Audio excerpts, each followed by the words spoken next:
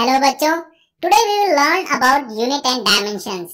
In this lecture we will discuss all the important concepts and numericals ताकि आप units and dimensions की हर problem easily कर पाएं। सबसे पहले सवाल आता है why unit and dimensions? क्यों पढ़ रहे हैं हम क्लास में ये चैप्टर सबसे पहले? देखिए, फिजिक्स डील करती है नेचुरल फिनोमेना के साथ और हर लॉ के फॉर्मूले को फॉर्मुलेट करने से पहले एक्सपेरिमेंटल मेजरमेंट जरूरी है। फॉर एग्जाम्पल, हम मैराथन में रन करते हैं तो दोस्तों को सबसे पहले क्या बताते हैं? हमने कितना लेंथ रन किया। अगर हम कहें कि हमने 21 रन किया तो क्या आपको समझ में आएगा कितना डिस्टेंस रन किया गया है? नहीं। फिर आपसे दोस्त पूछेंगे कितने टाइम में रन किया। अगर आप कहेंगे 1 टाइम में किया तब भी समझ में नहीं आएगा कि 1 का मतलब कितना टाइम हुआ। दोस्तों, हर क्वांटिटी जिसे हम मेजर कर सकते हैं उन्हें रिपोर्ट करने के लिए हम यूज करते हैं यूनिट्स को। बिना यूनिट्स के हम कुछ भी रिपोर्ट नहीं कर सकते, इनफैक्ट मेजर भी नहीं कर सकते। तो लेंथ को हम रिपोर्ट करते हैं मीटर में, टाइम को करते हैं सेकंड्स में। लेंथ के लिए मीटर, टाइम के लिए सेकंड, मास के लिए हम यूज करते हैं किलोग्राम, मीटर, सेकंड, किलोग्राम। इन्हें कहते हैं फंडामेंटल यूनिट्स। और लेंथ, टाइम एंड मास को कहते हैं फंडामेंटल क्वांटिटीज। फंडामेंटल यूनिट्स मतलब वो यूनिट्स जिनके कॉम्बिनेशन से हम कोई भी दूसरी यूनिट बना सकते हैं। जैसे मीटर और सेकंड यूज करके मीटर पर सेकंड स्पीड की यूनिट होती है, लेकिन ये यूनिट्स खुद किसी और यूनिट से मिलकर नहीं बन सकती। मीटर, सेकंड, किलोग्राम, क्या इनके अलावा और भी फंडामेंटल यूनिट्स हैं? बिल्कुल हैं। टेम्परेचर के लिए यूनिट है केल्विन, इलेक्ट्रिक करंट के लिए एम्पियर, ल्यूमिनस इंटेंसिटी के लिए कैंडेला, और एक और यूनिट है जो केमिस्ट्री में यूज आती है, जी हाँ, mole, to define amount of substance. 2 supplementary units और होती हैं, प्लेन एंगल, इसके लिए हम रेडियन यूज करते हैं, और सॉलिड एंगल, जिसके लिए हम स्टेरेडियन यूज करते हैं। पहले हमने बात की थी फंडामेंटल यूनिट मीटर और सेकंड को यूज करके बनती है स्पीड मेजर करने वाली यूनिट मीटर पर सेकंड। ऐसी ही यूनिट्स जो फंडामेंटल यूनिट्स को यूज करके बनती हैं कहते हैं डिराइव्ड यूनिट्स। क्वांटिटीज मेजर करने और रिपोर्ट करने के लिए हमने यूनिट्स तो बना दी, लेकिन प्रॉब्लम तब आई जब हर कंट्री में एक लेंथ को ही मेजर करने के लिए अलग अलग यूनिट्स निकली, कहीं मीटर्स तो कहीं फीट। अब क्या करें? कंफ्यूजन ही कंफ्यूजन। तब सभी साइंटिस्ट ने मिलकर डिसाइड किया कि फंडामेंटल क्वांटिटी को डिफाइन करने के लिए एक स्टैंडर्ड यूनिट होनी चाहिए जो सभी यूज करें। इन स्टैंडर्ड यूनिट्स को एसआई यूनिट्स बोला गया। टेबल में आपको सभी फंडामेंटल क्वांटिटीज एसआई यूनिट और उनके सिंबल्स के साथ दिए गए हैं। एसआई सिस्टम को भी सभी फॉलो नहीं करते, नए नए और सिस्टम बन गए, जैसे सीजीएस, जिसमें लेंथ सेंटीमीटर में, मास ग्राम्स में और टाइम सेकंड्स में मेजर होता है। दूसरा यूनिट सिस्टम है एमकेएस यूनिट सिस्टम। इस यूनिट सिस्टम में लेंथ मीटर्स में मेजर करते हैं, मास किलोग्राम्स में और टाइम सेकंड्स में। देखा जाए तो MKS unit system SI unit system का ही एक पार्ट है। फिजिक्स में एमकेएस सिस्टम ज्यादा पॉपुलर है। और भी कुछ यूनिट सिस्टम्स हैं जो आपको इस टेबल में समराइज करके दिए गए हैं। आप इस टेबल को जरूर ध्यान से देखें और याद कर लें कि फंडामेंटल क्वांटिटीज को अलग अलग यूनिट सिस्टम्स में किन यूनिट्स में मेजर किया जाता है। इन रेंजेस को सिंप्लीफाई करने के लिए साइंटिस्ट्स ने कुछ प्रीफिक्सेस बनाए जो हमने आपके लिए इस टेबल में समराइज किया है। जैसे 1 nano equals to 10 to the power -9। So length के केस में 1 nanometre equals to 10 to the power -9 metres, और टाइम के केस में 1 nanosecond equals to 10 to the power -9 seconds. Prefix का मतलब हुआ कि हम इन्हें यूनिट से पहले ऐड करते हैं। जैसे मीटर से पहले हमने नैनो यूज किया तो नैनोमीटर बन गया, और अगर सेकंड से पहले नैनो यूज किया तो नैनो सेकंड बन गया। हम फिर से स्पीड वाले एग्जांपल पर आते हैं। Speed units are derived units in terms of metre and second. Metre per second. Metre per second का क्या मतलब है? मीटर की पावर 1 है एंड सेकंड्स की power -1।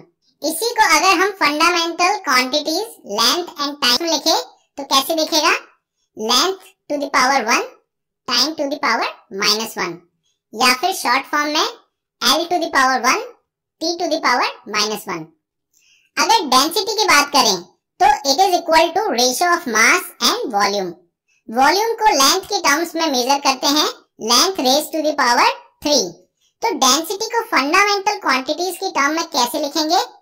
Density equals to mass divided by length to the power 3, या फिर short form में m to the power 1 L to the power -3।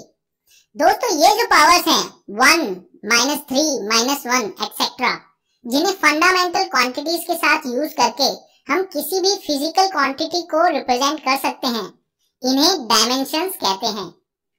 Fundamental quantities के हमने पहले सिंबल देखे थे, टेबल में इन्हें वापस देखिए। इन सिंबल्स को यूज करके जब हम किसी क्वांटिटी को रिप्रेजेंट करते हैं विद प्रॉपर डायमेंशंस, तो उस एक्सप्रेशन को कहते हैं डायमेंशनल फॉर्मूला। यहाँ ध्यान रखने की बात यह है कि जनरली अगर मास, लेंथ या टाइम की टर्म एक्सप्रेशन में नहीं आती है तो भी हम for the sake of completeness missing fundamental quantities की पावर 0 लेकर उन्हें शो कर देते हैं एक्सप्रेशन में। हालांकि ऐसा कंपलसरी नहीं है कि आप उन्हें शो ही करें। जैसे डेंसिटी के डायमेंशंस थे m to the power 1 L to the power -3, लेकिन डायमेंशनल फॉर्मूले में हम इस तरह भी लिख सकते हैं m to the power 1 L to the power -3 T to the power 0। ये दोनों ही सही है क्योंकि T टू द पावर 0 होता है 1। Anything raise to the power 0 is equals to 1। इसीलिए हम दोनों वेज में डायमेंशनल फॉर्मूले को रिप्रेजेंट कर सकते हैं। देखते हैं स्पीड का डायमेंशनल फॉर्मूला क्या है। m to the power 0 L to the power 1 T to the power -1। आपने ये नोटिस किया होगा कि हम हर डायमेंशनल फॉर्मूले में स्क्वायर ब्रैकेट भी यूज कर रहे हैं। स्क्वायर ब्रैकेट सिंपली हम ये शो करने के लिए लगाते हैं कि ये एक डायमेंशनल फॉर्मूला है। कुछ इंपॉर्टेंट क्वांटिटीज के डायमेंशनल फॉर्मूले आपको इस टेबल में दिए गए हैं। आप इन्हें एक बार जरूर देखें और याद करने की कोशिश करें। एक अच्छी बात नोटिस करने वाली ये है कि कई फिजिकल क्वांटिटीज के डायमेंशनल फॉर्मूले सेम आते हैं, तो आप इन्हें एक साथ याद कर सकते हैं।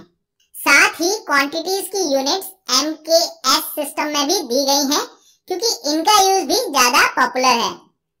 जैसे जैसे आप कोर्स में आगे बढ़ेंगे, आपको इन क्वांटिटीज की डेफिनेशन और फॉर्मूले पता चलते जाएंगे, तो अभी घबराने की बिल्कुल जरूरत नहीं है।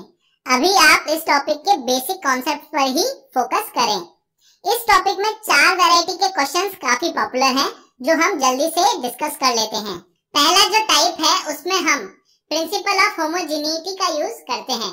प्रिंसिपल ऑफ होमोजेनिटी कहती है कि हम सेम डायमेंशनल फॉर्मूला वाली क्वांटिटीज को ही ऐड और सब्ट्रैक्ट करते हैं, और जो फाइनल क्वांटिटी आती है उसका डायमेंशनल फॉर्मूला भी सेम होता है। फॉर एग्जांपल, अगर हमें ये इक्वेशन दी जाए, यहाँ v वेलोसिटी है और t टाइम, और पूछा जाए कि a, b, c and d के डायमेंशंस क्या हैं, तो हम प्रिंसिपल ऑफ होमोजेनिटी से ये बता सकते हैं। लेफ्ट हैंड साइड में जो क्वांटिटी है उसका डायमेंशनल फॉर्मूला सेम होना चाहिए राइट हैंड साइड के डायमेंशनल फॉर्मूले से। राइट हैंड साइड में जो टर्म्स ऐड हो रही हैं, उन सभी का जो डायमेंशनल फॉर्मूला है वो एक दूसरे के बराबर होना चाहिए। यही प्रिंसिपल ऑफ होमोजेनिटी से हमें पता चलता है। लेफ्ट हैंड साइड में वेलोसिटी का डायमेंशनल फॉर्मूला है L to the power 1 T to the power -1, तो A का भी यही डायमेंशनल फॉर्मूला होना चाहिए, L to the power 1 T to the power -1। B times T का भी L to the power 1 T to the power -1 ही डायमेंशनल फॉर्मूला होना चाहिए। यानी हम लिख सकते हैं dimension of B times capital T equals to dimensional formula L to the power 1 T to the power -1। यहाँ से B के डायमेंशंस आते हैं, dimension of B equals to L to the power 1 T to the power -2। इसी तरह last term C divided by D plus time T का dimensional formula भी होना चाहिए L to the power 1 T to the power -1। लेकिन पहले D की अगर बात करें तो ये टाइम में ऐड हो रहा है, मतलब डेफिनेटली इसका डायमेंशन तो टाइम ही होना चाहिए। तो D का डायमेंशन क्या होगा? कैपिटल T, इसीलिए डिनोमिनेटर का डायमेंशन होगा कैपिटल T। तो यहाँ से हम लिख सकते हैं dimension of C divided by capital T equals to L to the power 1 T to the power -1। यहाँ से हमें डायमेंशन ऑफ C मिलता है L, क्योंकि टाइम की टर्म्स हमारी कैंसिल आउट हो जाती हैं। तो इस तरह हम प्रिंसिपल ऑफ होमोजेनिटी यूज करके नोन डायमेंशंस निकाल सकते हैं। सेकंड टाइप ऑफ प्रॉब्लम में आपको कहा जाता है कि फंडामेंटल क्वांटिटी मास, लेंथ और टाइम की जगह कुछ और कंसीडर करके किसी फिजिकल क्वांटिटी का डायमेंशनल फॉर्मूला उनकी टर्म्स में निकालो। फॉर एग्जांपल, अगर आपको क्वेश्चन में दिया जाए force F, velocity V and time T, इन्हें फंडामेंटल यूनिट आपको कंसीडर करना है और मास m की डायमेंशन आपको इनके टर्म्स में निकालनी है। तो देखते हैं इस टाइप के प्रॉब्लम्स को कैसे करना होता है। फोर्स बाय डेफिनेशन हमें पता है मास टाइम्स एक्सेलरेशन होता है। यहाँ से हम मास को फोर्स, वेलोसिटी एंड टाइम की टर्म्स में लिखते हैं। एक्सेलरेशन हमारा होता है rate of change of velocity with time. So numerator में हमारे वेलोसिटी के डायमेंशंस आएंगे और डिनोमिनेटर में टाइम के। F इक्वल्स टू ma, यहाँ से मास को हम लिख सकते हैं m equals to F divided by a। यहाँ से हमें मिलेगा dimension of mass m equals to dimension of force times dimension of time divided by dimension of velocity. तो मास का डायमेंशनल फॉर्मूला होगा F to the power 1 V to the power -1 capital T to the power 1। Third type के problem में हमें एक relationship दिया जाता है और किसी क्वांटिटी का फॉर्मूला डिराइव करना होता है। फॉर एग्जांपल, अगर आपको क्वेश्चन दिया जाए consider force F is proportional to mass m, velocity v and radius r, derive formula of force F। इस रिलेशनशिप के बेसिस पे हमें फोर्स का फॉर्मूला डिराइव करना होगा। इस रिलेशनशिप को हम इस तरीके से लिख सकते हैं, capital F is proportional to m to the power a, v to the power b and r to the power c। अब यहाँ पे हमें a, b और c की वैल्यू कैलकुलेट करनी है। देखिए, सबसे पहले तो हमें प्रोपोर्शनैलिटी कांस्टेंट को हटा के इक्वल्स टू साइन इक्वेशन में लाना होगा। प्रोपोर्शनैलिटी कांस्टेंट को हटाने के लिए एक कांस्टेंट वैल्यू k हमें यूज करनी होती है। ये जो k की वैल्यू है वो कोई भी नंबर हो सकता है और ये एक डायमेंशन लेस वैल्यू होती है। अब प्रिंसिपल ऑफ होमोजेनिटी से हमें पता है जो लेफ्ट हैंड साइड की क्वांटिटी का डायमेंशनल फॉर्मूला होगा वही राइट हैंड साइड वाले एक्सप्रेशन का डायमेंशन फॉर्मूला आना चाहिए फंडामेंटल यूनिट्स की टर्म्स में। फोर्स का डायमेंशनल फॉर्मूला होता है capital M to the power 1, capital L to the power 1 and T to the power -2। और राइट हैंड साइड में हमारे पास फॉर्मूला है M to the power A times L to the power 1 T to the power -1 whole raise to the power B times L to the power C। अब देखिए, जो right hand side में हमें expression दिया गया है उसे M, L एंड T इनकी पावर्स में सिंप्लीफाई करना है। यहाँ से वैल्यू आएगी M to the power A, L to the power B plus C and T to the power -B।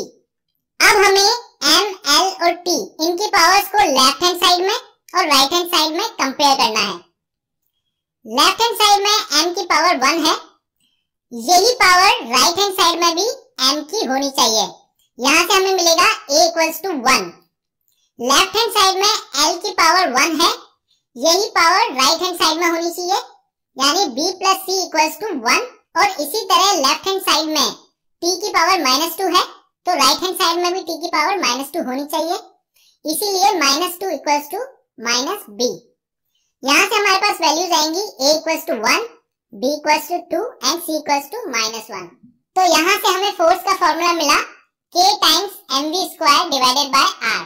Last type की प्रॉब्लम होती है एक यूनिट सिस्टम से दूसरी यूनिट सिस्टम में कन्वर्ट करना। मान लीजिए आपको क्वेश्चन में फोर्स दिया गया है mks यूनिट सिस्टम में 100 kg metre per second square और आपको कहा गया है कि दूसरी कोई यूनिट सिस्टम है जिसमें 5 सेंटीमीटर, 10 ग्राम और 2 मिनट्स फंडामेंटल यूनिट्स हैं लेंथ, मास एंड टाइम की। तो इस नई यूनिट सिस्टम में फोर्स की क्या वैल्यू आएगी? यहाँ बच्चों ध्यान रखने वाली बात यह है कि चाहे हमारी यूनिट्स चेंज हो गई हो, लेकिन डायमेंशनल फॉर्मूला हमारा कभी चेंज नहीं होता है। हर यूनिट सिस्टम में वो सेम रहेगा।